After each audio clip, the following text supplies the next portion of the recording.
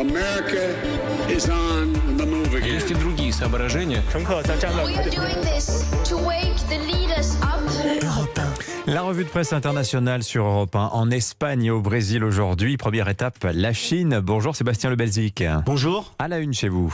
Alors à la une de l'actualité aujourd'hui en Chine, un homme déterminé, actif, animé de sentiments profonds et qui a une vision pour l'avenir. Cet homme, c'est Xi Jinping, vu par l'agence Chine Nouvelle, qui lui consacre une véritable hagiographie reprise à l'unisson par toute la presse officielle à l'occasion de la session plénière du comité central du Parti communiste qui s'est ouverte hier à Pékin.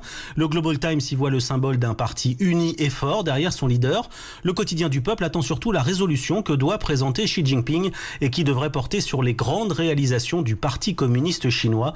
C'est seulement la 3e fois dans l'histoire qu'un président chinois publiera un tel document, signe, selon le Global Times, d'un homme qui marque l'histoire et symbolise la renaissance de la Chine. Rien que ça. Merci Sébastien. Au Brésil maintenant. Bonjour Marino Dacher. Bonjour. De quoi parle-t-on chez vous? De la fin de la Bolsa Família, la fin d'une époque en ce qui concerne les politiques publiques de lutte contre l'extrême pauvreté, explique le journal Estadão.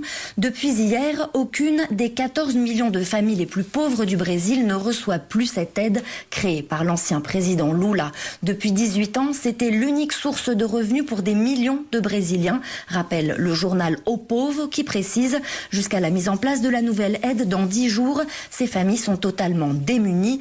Auxílio Brasil, c'est son nom, a été lancé par Bolsonaro pour la remplacer, mais il y a des lacunes dans ce nouveau programme, écrit déjà le quotidien Globo. C'est surtout une mesure électoraliste, car selon le décret, cette aide n'est valable que jusqu'en décembre 2022, c'est-à-dire peu après les élections présidentielles qui devraient opposer Lula à Bolsonaro. Enfin, retour en Europe, direction l'Espagne. Bonjour Henri de la Guérie. Bonjour. Quel sujet domine les conversations chez vous ce matin ? Eh bien, il s'agit encore de l'éruption du volcan sur l'île de La Palma aux îles Canaries. Selon le journal 20 minutes, les scientifiques observent des signes d'essoufflement. Le volcan crache moins de lave depuis plusieurs jours. Mais attention, écrit le journal, il est encore beaucoup trop tôt pour annoncer la fin de l'éruption. L'air reste très difficilement respirable. Les autorités invitent les habitants de la moitié de l'île à rester chez eux. À cause des gaz toxiques, 5000 élèves sont privés d'école, indique El País. Depuis le début de l'éruption, il y a 51 jours, 1450 maisons et bâtiments ont été détruits. Le magma a recouvert 1000 hectares. 470 personnes sont toujours accueillies dans des hébergements d'urgence. Pour les reloger, écrit El Mundo, le gouvernement des îles Canaries a acheté 200 maisons préfabriquées.